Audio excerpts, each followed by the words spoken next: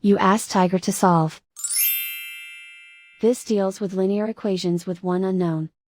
The final result is x equals 4. Let's solve it step by step. Simplify the expression. Expand the parentheses. Multiply the coefficients. Simplify the arithmetic. Group all constants on the right side of the equation.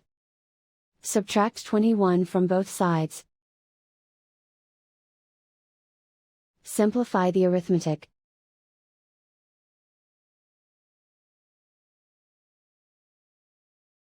Isolate the x. Divide both sides by -14. Cancel out the negatives. Simplify the fraction.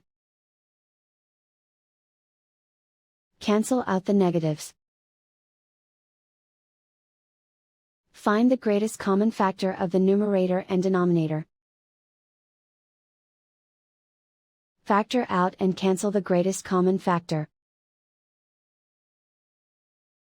And so the final result is x equals 4.